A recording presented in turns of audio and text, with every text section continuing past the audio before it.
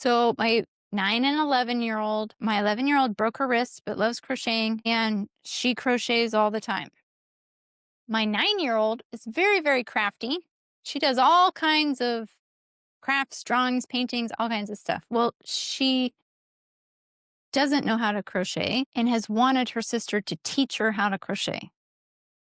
But her sister keeps saying, I'm not patient enough to teach. Well, last night it kind of came to a head because plus then my year old is she's very orderly and neat and likes her things a certain way and doesn't want people touching it. And she's kind of like me in a way. And, wants to control the stuff and not waste it. And so she didn't want her sister using the yarn. And so I convinced her to let her sister use the yarn that I bought, my yarn, so she could practice.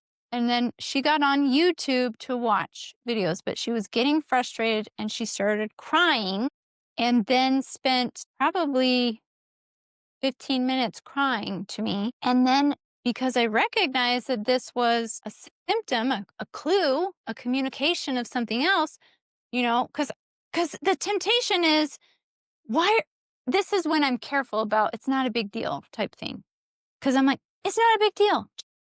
Just watch the video, pay attention. Like, why are you getting upset? You're making it harder than it needs to be because you're getting upset about it, right? That's the temptation. In this case, the issue is But not I know, the I know, issue, I know. right?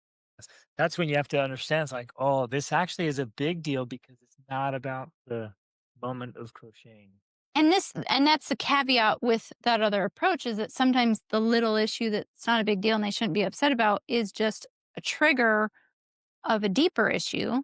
And so that's what I was getting. That's what I started working with her through. Like, okay, well, what's the real problem here? Is it this? Are you feeling this way? Are you feeling this way? And eventually, of course, we got to she was feeling that her sister didn't like her because she didn't want to teach her how to crochet, right? That was the painful part. That was the thing that brought the tears. And I helped her understand well, no, it's just her personality that she doesn't feel comfortable, capable of teaching you how to do this. And so it makes her frustrated. But it doesn't mean she doesn't like you. It doesn't mean she doesn't care about you. And as we move through that, that's what helps her release and remove those feelings so that she can get back to and within another 15, 20 minutes she was ready to get back on YouTube and to keep practicing. And then she spent 30 minutes crocheting, right? Part of it though is I also told her I will talk to your sister about how you feel. And so then today I had a talk with her sister and I just told her, I said, you don't want to. And she said something like, well, I don't want to teach her how because then I get frustrated and I'm going to be mean and I don't want to be mean. I'm like, well, tell her that. Tell her, I don't want to teach you how because I get frustrated and I don't want to be mean to you because I care about you. I said, because her concern is you don't care about her. You don't love her. That's the real problem. And she wants to know that you do love and care about. And so once they both have that understanding, that removes all those negative emotions, clears them out, and everybody can move on in peace. Does that make sense? That makes sense. Okay. So we are ending because it's time. Okay. I think I just want to emphasize that we focus on curiosity. Why? And that's what I had to do last night. I had to switch. I'm like, okay, she's getting irritated about watching this video. And then I just started saying, why? Why is this bothering her? Why is it bringing her to tears? Why is she so frustrated about it when I know she has the capability of watching YouTube videos and learning because she does it all the time? Why? That curiosity brings me to listening. Listening to her shifts her mood. And then she becomes open to either a solution or to just, well, connection for sure. But then she could get on and watch the YouTube video and she was fine, right? She could do the thing because the emotions were out of the way and she was listened to and heard, right? So when we move into curiosity, when we stop being the judge of our child and a judge of their emotions and a judge of their behavior. And we start being like a curious student trying to figure out their inner world, what's going on in her heart and soul. Like really that was the little burden that she was carrying.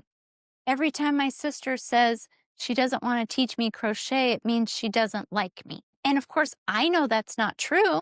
But if that's how her little heart feels, well, no wonder she's going to be brought to tears because that's sad, especially when she adores her sister, right? That's what we're trying to do, become this little student of our child and their inner worries and fears and emotions and helping them and validating and listening to them so that they feel understood by us. And when they do, we have their trust and they know that we love and adore them and they love and adore us. And that's the foundation for influence. That's the foundation for connection. The connection and empathy is the foundation for influencing all of the positive behaviors and peace that we want to have. Yeah. Can I get an amen on a Wednesday afternoon? What's your little story? So there I was. Mm. I'm telling you this story so you could tell your kids this story tonight. I would have been 11 or 12, so it's Sage's age. And my little brother, Scott, was probably 9, so Sanji's age. And of course, I didn't get it, but the younger sibling, they just adore their older sibling. They just want to be with them. They want to be like them. They just want to do everything.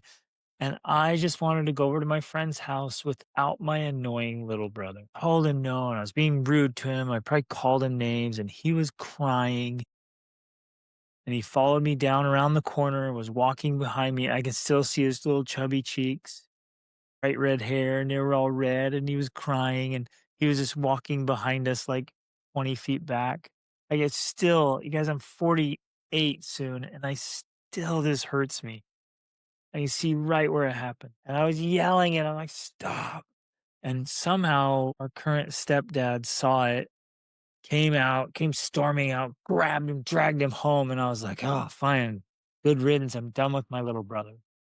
And I went to my friend's house and forgot about it. Well, can't remember when I found out later, but my stepdad took him home and beat him. I still want to cry today because I didn't see it. I didn't understand it. I didn't know how important it was to my little brother just to spend time with me. If I could go back, I would take him everywhere. Mom, if we're going over your house, I'm bringing my little bro because he loves me. He wants to spend time with me. I missed it. And so we've always taught our kids to include. Don't look for ways to exclude. Look for ways to include. Go out of your way to include. Because that's the stuff that matters most. I didn't know that as a little kid. And I regret it 40 years later. My next little brother took his own life a few years ago. He had a terrible problem with drugs, and I miss him. I miss him so much. Feel like I would do anything just to talk to him one more time, just to hug him, let him know how much I love him. Teach this stuff to your kids so they know how much it matters. This, you guys, is so important. So, so, so crazy. Okay. I think that's good. Next week, we're going to finish with the last two, teach and communicate and disciplining. And I think then that's the last week before Thanksgiving. We'll be off during Thanksgiving week. And then the week after that, we're actually starting a new series, a new cohort. It's going to be all about habits, the habits of a successful life. We're going to walk through 12 of them and how to teach them to our kids and teenagers. It's going to be super awesome, super exciting. I'm excited. Excited. But of course, we're always excited. So. Easily excited. Yes. Love you guys. You Thank you guys for are being here. awesome. Exactly. Tell those stories to your kids. Lean in this week to really listening. Listen and learn. Watch how it transforms the experience. Even of the little explosive kids, you start asking questions. They start settling down. It's like, wait, what's going on here? And they start to express and feel. It's amazing. Okay. Love you guys. Have a fantastic week. Reach upward.